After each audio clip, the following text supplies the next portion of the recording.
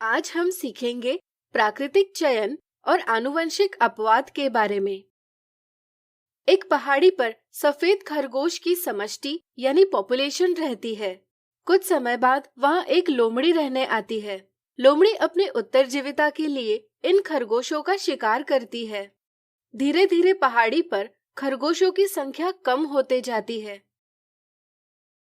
मान लीजिए सफेद खरगोशों के जनन के दौरान खरगोशों के रंग में विभिन्नता का उद्भव होता है। इस कारण अब खरगोशों की समष्टि में भूरे खरगोश भी दिखाई देते हैं। भूरे खरगोश अपना भूरा रंग अपनी संतान यानी प्रोजेनी को देंगे, जिसके कारण इनकी सारी संतति का रंग भूरा होगा।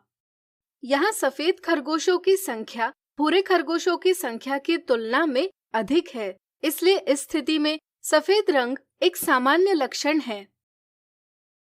कुछ पीढ़ियों पश्चात सफेद खरगोशों की संख्या भूरे खरगोशों की तुलना में अत्यधिक कम हो जाएगी। इस तरह प्रारंभ में खरगोशों की समष्टि में सफेद रंग एक सामान्य लक्षण अवश्य था, लेकिन अब यह एक दुर्लभ लक्षण बन गया है। जबकि प्रारंभ में भूरा रंग एक दुर्लभ लक्षण था, जो कि अब एक सामान्य लक्षण यानी कॉमन कैरेक्टर बन गया है। कुछ पीढ़ियों पश्चात सफेद खरगोशों की संख्या भूरे खरगोशों की तुलना में अत्यधिक कम हो जाएगी। यहाँ सफेद रंग के खरगोश की तुलना में भूरे रंग के खरगोशों को उनके रंग के कारण उत्तरजीविता का लाभ मिल रहा है। इस तरह प्रारंभ में खरगोशों की समष्टि में सफेद रंग एक सामान्य लक्षण अवश्य था, लेकिन अब यह एक दुर्लभ लक्षण बन गया है। जबकि प्रारंभ में भूरा रंग एक दुर्लभ लक्षण था, जो कि अब एक सामान्य लक्षण यानी कॉमन कैरेक्टर बन गया है। यदि भूरे रंग की विभिन्नता का उद्भव न हुआ होता, तो इस स्थिति में खरगोश की समष्टि विनाश के कगार पर पहुंच चुकी होती। लेकिन भूरे रंग की विभिन्नता के कारण अब खरगोश की समष्टि को उत्तरजीविता का लाभ प्राप्त हो रहा है।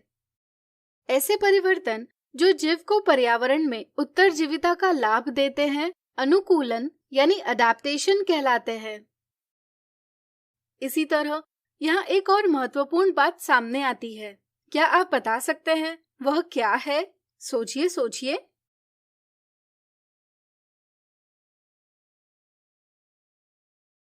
चलिए हम बताते हैं। पहाड़ी पर लोमड़ी के आने से यह परिवर्तन हुआ है। यदि पहाड़ी पर लोमड़ी न आई होती तो स्थिति कुछ अलग होती। यानी कि इस स्थिति में प्रकृति ने भूरे रंग की समष्टि का चयन किया है। इसी तरह प्रकृति में उत्तरजीविता के लिए तथा जनन के लिए उन जीवों का चयन किया जाता है जिनमें बदलते पर्यावरण के अनुसार आवश्यक अनुकूलन होते हैं। इसी को हम प्राकृतिक चयन कहते हैं। प्राकृतिक चयन एक प्रक्रिया है जिसमें अनुकूल लक्षणों यानी अडैप्टिव कैरेक्टर्स वाले जीवों के जनन की संभावना अधिक होती है। इससे हम समझते हैं कि प्राकृतिक चयन जीवों को विकास यानी इवोल्यूशन की ओर ले जा रहा है। प्राकृतिक चयन का सिद्धांत चार्ल्स डार्विन ने बनाया था, जिसमें उन्होंने बताया था कि सभी जीव विभिन्न आवश्यकताओं जैसे जगह, भोजन और आश्रय के लिए तथा विपरीत स्थितियों में जीवित रहने के लिए आपस में प्रतियोगिता करते हैं। ऐसे जीव जो आवश्यक अनुकूल दर्शाते हैं, वे इस प्रतियोगिता में जीत जाते हैं और जीवित रहते हैं। जैसे कि कुछ जीवों की ऊंचाई ज्यादा होती है, इस कारण वे ऊंचे पेड़ों के पत्ते और फल खा सकते हैं, जो कि कम ऊंचाई वाले जीव नहीं कर पाते। ऐसे ही कुछ जीवों की चमड़ी मोटी होती है, इसलिए वे ठंडे प्रदेश में रह सकते हैं, लेकिन पतली चमड़ी वाले जीव ठंडे प्रदेश में नहीं रह पाते। जीवित जीव जनन करते हैं, जो अपने विभिन्नताओं के साथ नई स्पीशीज का निर्माण करते हैं। इस तरह प्राकृतिक चयन द्वारा जीवों का विकास होता है। अब मान लीजिए पहाड़ी पर भूरी आंखों वाले खरगोश रहते हैं। विभिन्नता के कारण खरगोश की समष्टि में नीली आंखों वाले खरगोश उत्पन्न होते हैं। इस बार खरगोशों में केवल आंखों का रंग बदल गया है, इसलिए लोमड़ी सभी खरगोशों का शिकार कर सकती है। इससे खरगोश की समष्टि का आकार छोटा हो जाता है, यानी खरगोशों की संख्या कम हो जाती है।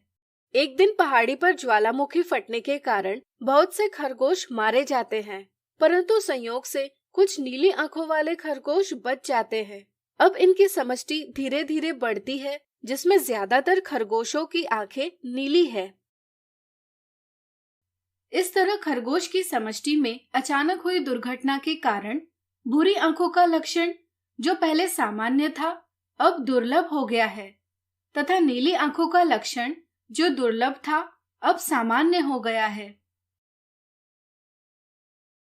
यहाँ नीली आंखों वाले खरगोशों का दुर्घटना से बचना मात्र एक संयोग था, जिससे खरगोश की समष्टि बच गई।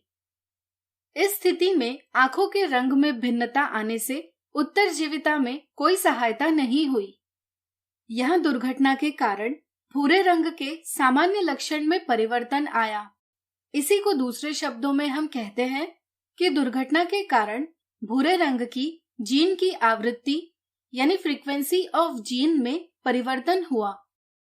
इस तरह मात्र संयोग से किसी जीन की आवृत्ति में यादृच्छिक रूप से परिवर्तन होना आनुवंशिक अपवाद यानी जेनेटिक ड्रिफ्ट कहलाता है। आनुवंशिक अपवाद जीव की समष्टि के आकार से सीधा संबंध रखता है। यदि समष्टि का आकार छोटा होगा तो आनुवंशिक अपवाद अधिक होगा। इसलिए जीव की समष्टि में जीवों की संख्या इतनी अधिक अवश्य चाहिए ताकि अचानक होने वाली दुर्घटना से अधिक जीवों के बचने की संभावना होगी और इस तरह जीन की आवृत्ति पर अधिक प्रभाव नहीं होगा, अर्थात आनुवंशिक अपवाद नहीं होगा। इसी तरह आनुवंशिक अपवाद जीवों की समष्टि में विविधता यानी डाइवर्सिटी को प्रभावित करता है और साथ ही साथ जीवों के विकास यानी इवोल्यूशन में महत्वपूर्ण भूमिका निभाता है। अब आपकी प्राकृतिक चयन और आनुवंशिक अपवाद की समझ बन गई होगी। तो आज हमने सीखा प्राकृतिक चयन और आनुवंशिक अपवाद के बारे में।